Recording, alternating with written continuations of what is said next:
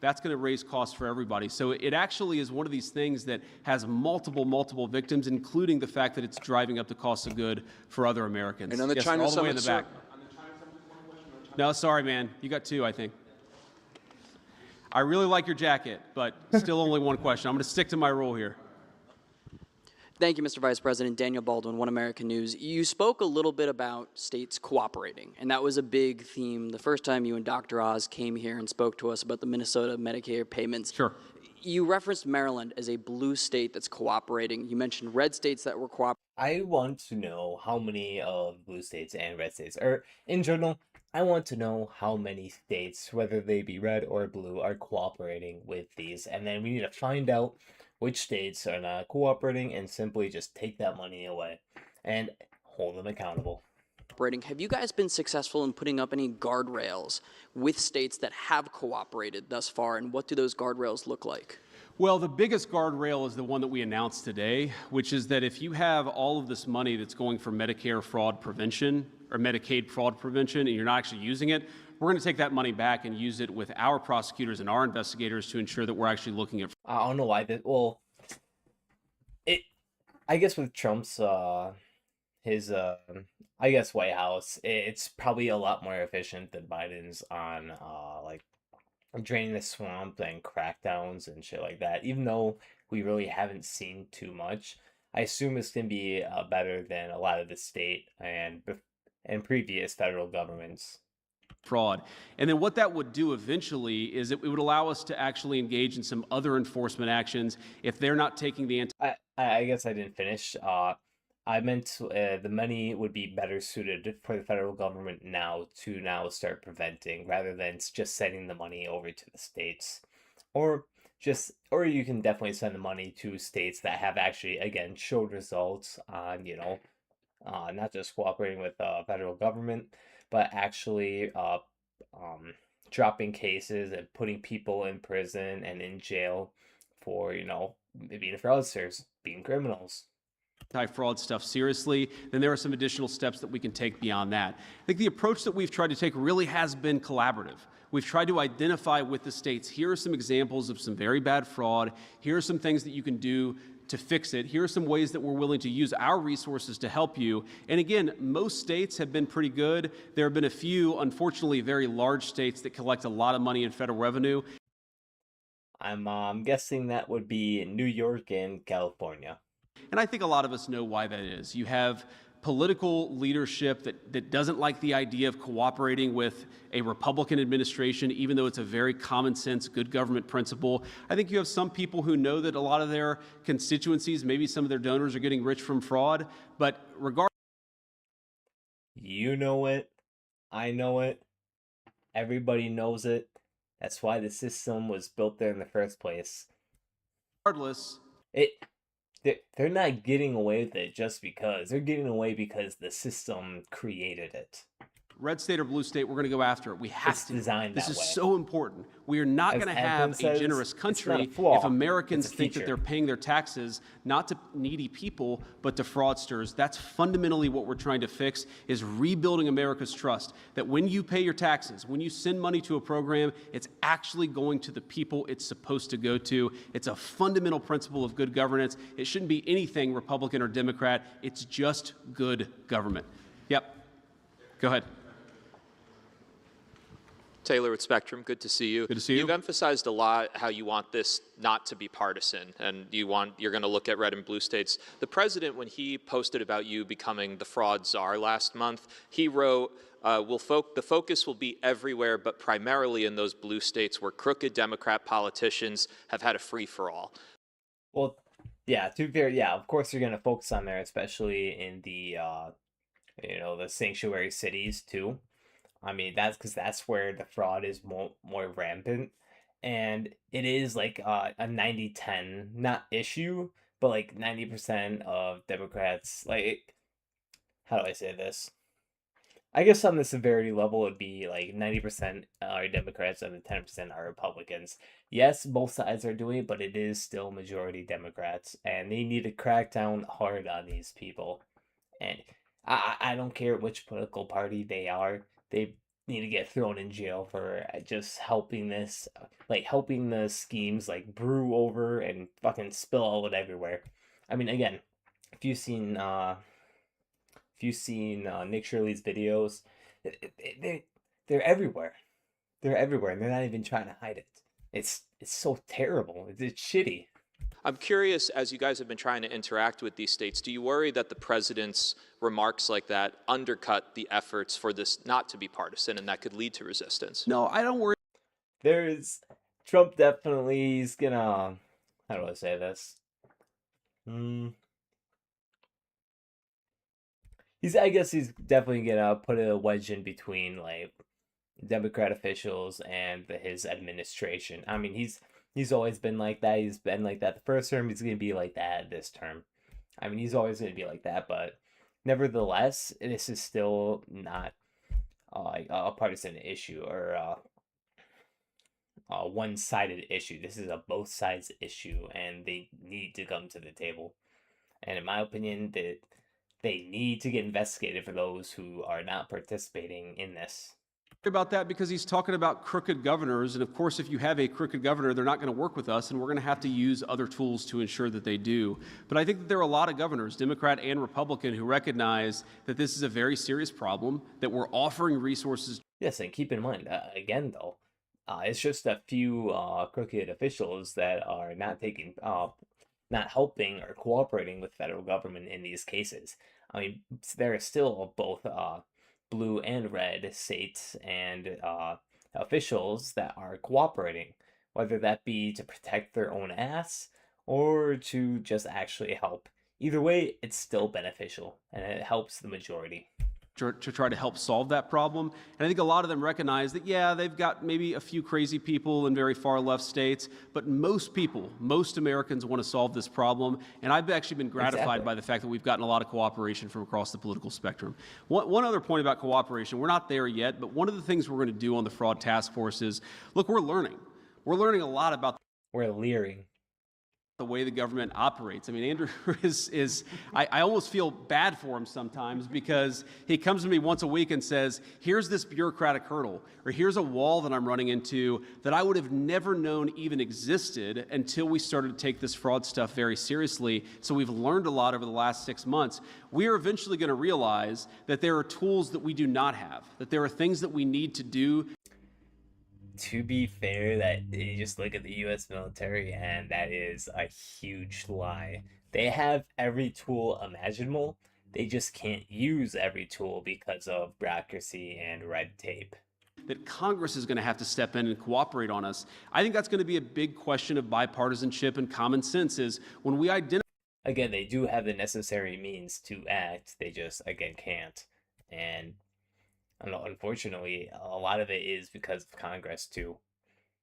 Identify some tools that we need to more fully go after the fraud problem. Is Congress willing to play ball, or are they going to fight us every step of the way? I hope they play ball. Partisanship is crazy in this town, but again, this is such a common sense thing that I would hope that everybody would want to protect the American taxpayers' money. Go ahead. Jennifer Jacobs, CBS News. On Iran, can you tell us where negotiations stand? Honestly, I'm a little surprised she picked her again, but of course, straight to the Iran issue and not focusing on the topic at hand. President, before he left for Beijing, called the latest proposal unacceptable. So is the U.S. even talking to the Iranians right now, or where are things at this point? At least it's a little less, it's less passive aggressive than the last one. So at the bare minimum, she has that. Yeah, so look, obviously these negotiations are very sensitive. I'm not going to tell you everything because we're trying to have a productive conversation. I spent a good amount of time on the phone with. And he for sure cannot say who he's speaking with, too, because otherwise the IRGC is basically trying to kill anyone who's trying to, come to the table with the United States. Of course, they're not going to say who they're talking to and what exact terms they're agreeing with. Otherwise, it'll create even more chaos in the already disorganized government of Iran. But they're still organized enough to still threaten the Strait of Hormuz. With both Jared Kushner and Steve Witkoff this morning, a number of our friends in the Arab world this morning. Look, I think that we are making progress. The fundamental question is, do we make enough progress that we satisfy the president's red line? And the red line is very simple. He needs to feel confident that we've put a number of I'm gonna have to go back for 10 seconds because my screen froze. Man, I might have to restart my PC after this. progress. The fundamental question is, do we make enough progress that we satisfy the president's red line? And the red line is very simple. He needs to feel confident that we've put a number of protections in place such that Iran will never have a nuclear weapon, right? That is the question. Do we meet that threshold or not? I think that we've made a lot of progress since we left Pakistan. I thought we made some progress in Pakistan, but we've made more since then. But that is fundamentally what we're negotiating towards, is we want to be able to look the American people in the eye and say with confidence that you are not going to have to worry about this very, very dangerous regime having access to the most dangerous weapons in the world. That's the goal that we're focused on. Again, there's a lot of ways to accomplish that goal. The president has set us off on the diplomatic pathway for now, and that's what I'm focused on. Yep. Got it. Thanks. We'll do a couple more here. Thanks a lot. There was pushback from Senate Republicans yesterday in the conference meeting about the cost of the ballroom, which has ballooned to about $1 billion for the security. I don't really like how it's diverting the topic again. It needs to be more, again, on the task that's at hand, or the topic that's at hand. Aspect. Is there an IG, either for GSA or the Treasury, who would or should be eyeballing that project? And how do we make sure it doesn't balloon like some of these other government spending building projects? Well, from what I heard, I don't know everything about the ballroom, but I've heard that it's non-taxpayer and it's from private donations, but I'll have to research a little bit more into it to give you an exact, like, I don't know, description of how it's being built, you know, and who's paying for it. I'm sure because of the nature of the project, you're going to have inspector generals who look at this, who look at the auditing, who look at the accounting, who make sure that this is done in a good way. I will say the President of the United States is a very good builder, and he likes his gold. The reason why this is expensive is not because of the ballroom. The reason this is expensive is because of the security precautions necessary, things that have nothing to do with the ballroom itself, but have to do with the actual security infrastructure on the White House. We saw a couple of weeks ago what can happen when you gather the President of the United States and a number of people who are in the line of succession in the same room. We almost had something very terrible happen. And thanks to the Secret Service and their incredibly quick response, we didn't have a terrible thing happen. But one of the things it's taught us is that we've got to update. And there are things, frankly, I wouldn't even talk about in a public forum. There are parts of the there are parts of our national security, and there are parts of the international sort of world that are very, very dangerous, and the president needs to be protected. The senior officials in our government need to be protected, and that's fundamentally what this is all about, is ensuring that on the White House grounds, we have what's necessary to protect the president, whether he's engaged in a state dinner, which of course is an important part of the president's functions, or whether he's engaged in the day-to-day functions of being president of the United States. Go ahead. Thank you, Mr. Vice President. My question is, what's your message to Americans as the Iran war continues to impact the economy, especially after yesterday's inflation report? Well, I guess my message to Americans is we know that we have a lot of work to do in order to deliver on the prosperity that the American people deserve. The president is... I'm not gonna lie, to be fair, I thought the war was gonna almost fully end in April. Like, I thought it'd end in like mid to late April, and then I thought it'd like end for sure around the end of April. So it's definitely gone on longer than what I thought it has. And frankly, I am actually a little surprised too, considering, like, you know, just take a look at Venezuela when we captured Maduro in 3 hours or 2 hours or whatever it was, and there is little to no pushback whatsoever. Hyper aware of this. I'm hyper aware of this. We talk about it all the time. We know that the American people inherited a very bad inflation crisis. Yes, the inflation number last month was not great, but take it back to the May of 2023 in the Biden administration, or take it back to even further. We're not seeing anything like what we saw under the Biden administration, and that's a problem in and of itself. He is sidestepping a little bit on this. He usually doesn't do this, but he is sidestepping a little bit, and he's trying to deflect onto the Biden administration rather than focusing on the question that he was given. He usually doesn't do this, so I'm actually quite surprised. Because what it means is that a lot of Americans saw their wages eaten away under the Biden administration. They saw the values of their paycheck eaten away during the Biden administration. And one of the things we were elected... Yeah, he's pulling a Trump. do, of course, was to fix that problem. And I promise you the president is laser focused every day on fixing that problem. Now, what I will also say is that whether it's the working families tax cuts, putting more money in the pockets of the American people, whether it's bringing a lot of investment into the United States so that we can build the factories and the jobs of the future, the president's laser focused. This stuff does take time. In the same way that the Biden administration's inflation crisis ate away at workers' paychecks for 4 years, it's going to take us a little bit of time before we get workers in a position where we feel like we can look them in the eye and say, you are much, much better off, but that's what we're trying to do. We're going to keep on working at it. I think we made a lot of progress. If you look at the average household wage increase since Donald Trump became president, it's gone up, but we came from a pretty deep hole. We're digging meaning. Yeah, but to be fair, most of the gains have been created or been through the top 1%. Yeah, the gains have gone up a little bit, but not by enough to stand on. A pretty deep hole, the Biden administration, we're digging. It's actually probably so little that you couldn't even trip on it. Ourselves out of it, and what I want is for us to completely dig out of that hole and then to build a brighter and better and more prosperous future for the American people. That's what they elected us to do, and that's very much what we're focused on. Sir. Thank you, Mr. Vice President. Can we quantify the amount of fraud that's related to illegal immigrants, and what are the asks of California? Thank you. Thank you. This I really want to know. In these other states, what can they do? Although I'm guessing he's probably going to give a ballpark answer, or if anything, if there's anything specific that they have knowledge on, it'll probably be through one of the other guys that are going to probably answer that question. Do to claw back some of this money that's being deferred? You know, I don't know that you can quantify it because it's so hard to keep track of all of the criminal migrants who are taking advantage of our system. I mean, they're taken advantage by, the average criminal migrant that we have in an American prison.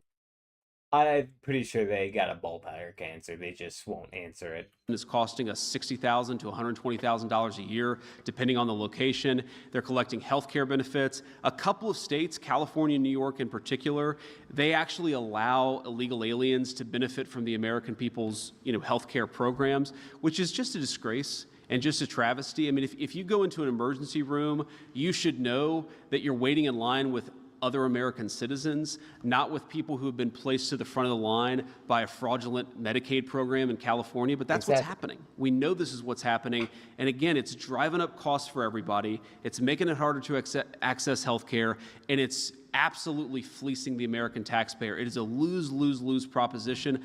I've seen efforts to try to quantify this. I think the answer is hundreds of billions of dollars a year, whether it's Damn, all right, so I lied. I guess he did give a ballpark answer, and that is huge. 300 or 6, it is a lot of money between Medicare, Medicaid, food stamps, prison fees, everything that goes into the criminal migrant problem in the United States of America. It's a lot of money. And again, I talk about the American people. We're a generous country. We're a generous people. I love that about this country. But part of that generosity is the generosity is being obviously abused. The culture has been fractured, and it's no longer a melting pot. It is a mosaic or a mosaic. It's no longer what it used to be. It's just a bunch of different fucking pieces of glass just stuffed into one frame.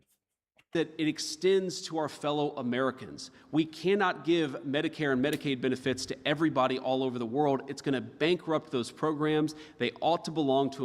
It really already is.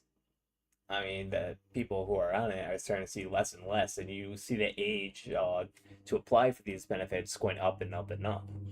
So it is getting melted dry already. Americans first, and that to me is the fundamental meaning of America First, is that all of us take a look at our programs, take a look at the fraud, and we say, how do we ensure that the federal government works for the American people first? That's what we're doing every single day, and we're going to keep at it. Thank you, guys. Go ahead.